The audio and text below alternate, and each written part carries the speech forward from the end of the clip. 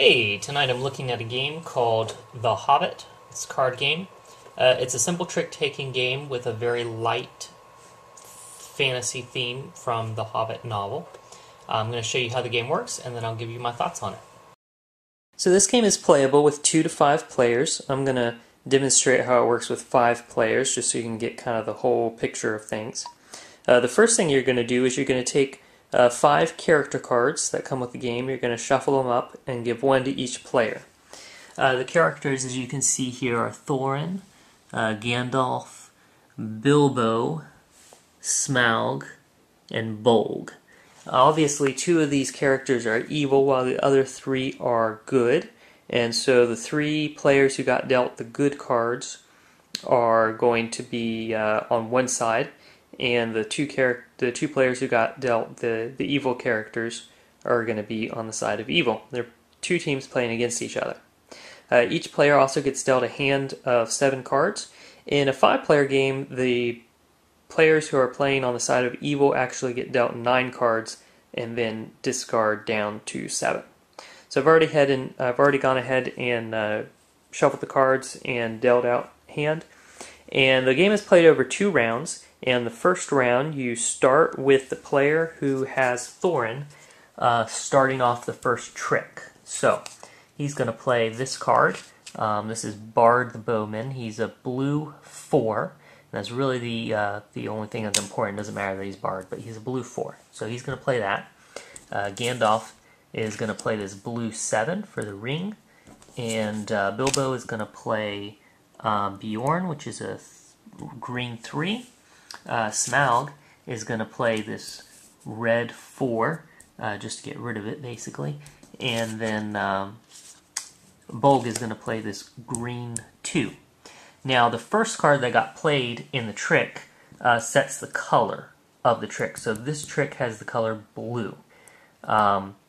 So then the highest blue card will win the trick, which in this case is going to be this blue 7 for the ring, played by Gandalf. So Gandalf wins the trick. So all these cards are going to go to Gandalf, and then Gandalf is going to assign cards. Now each character assigns cards a little bit differently, but for Gandalf, the way it works, it says when you win a trick, you may assign cards to some or all players, including yourself, but only 1 card to each player, and then you discard cards that are not assigned. So, how does assigning cards work? Well, basically, as you look at these cards, you'll see that each of them has a symbol. This is a star. I've got 3 that have stars. I've got 1 black orc helmet, and I've got 1 pipe. Okay? I'm going to put these stars, I'm going to put a star on Bolg. I'm going to put a star on Smaug. I'm going to put this pipe on Thorin. Why not? And then I'm going to go ahead and discard these other 2 cards. I'll just discard them here next to the deck. Okay. Now, the reason that's important is because as the game continues, we're going to get more cards played. Gandalf is going to start the next trick by playing a card from his hand. Let's say this 10, this purple 10. And then we're going to go around, see who wins that one. Those cards are going to get assigned. As we play the game, more cards are going to get assigned to people.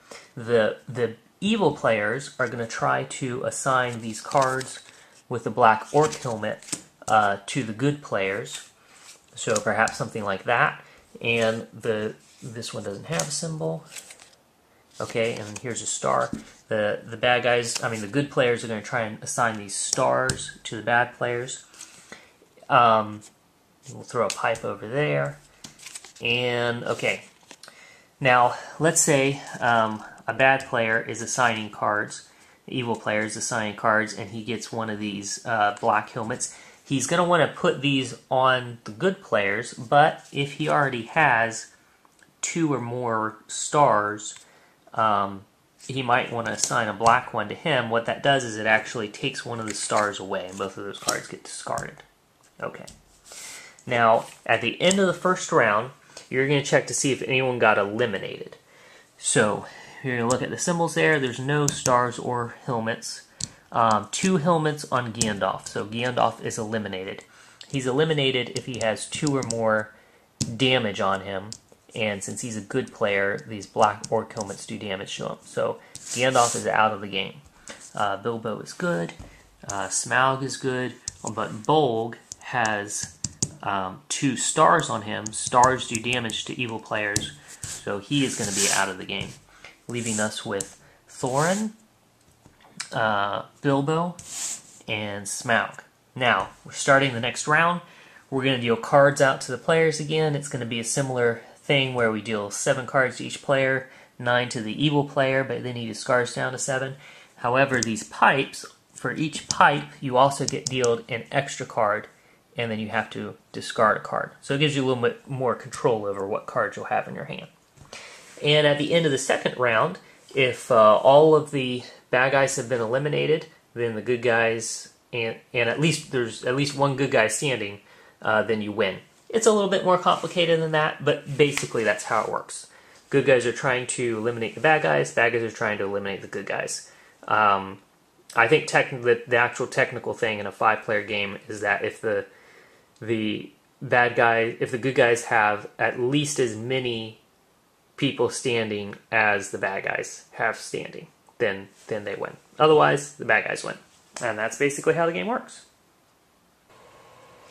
So that's basically how the game works. It's a very light trick-taking game. It has an interesting mechanic there where you're assigning cards to different players, effectively doing damage to your opponents, maybe healing yourself or your allies, and then setting up players to get maybe some extra cards in the second round. That's interesting. Makes it a little bit more complex than your typical trick-taking game like, say, Hearts or Spades. As far as the theme goes, the theme is very light. It doesn't feel like The Hobbit at all. The cards have some nice artwork on them of different characters and places and objects from The Hobbit, and the artwork is nice. But really, the artwork has nothing to do with what the cards actually are. I didn't even notice really any particular theme of like all the red cards are bad guys and all the blue cards are good guys or anything like that. It just seemed completely random what art was on which cards, and it has absolutely no impact on the game itself.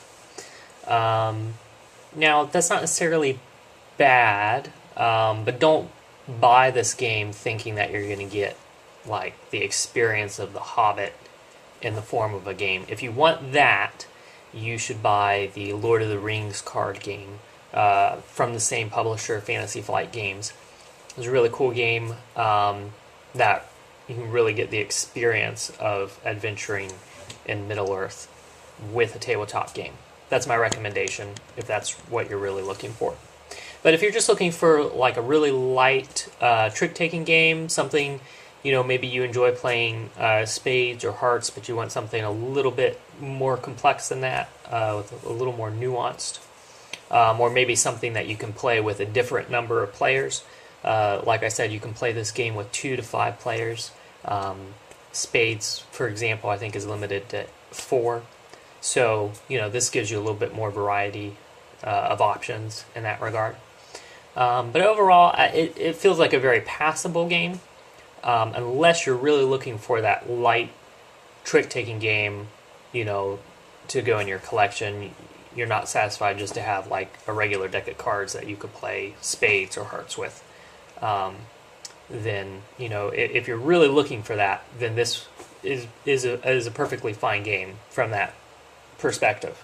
But otherwise, the theme just really isn't there. The mechanics are interesting, but nothing that really blew me away. A pretty passable game, in my opinion.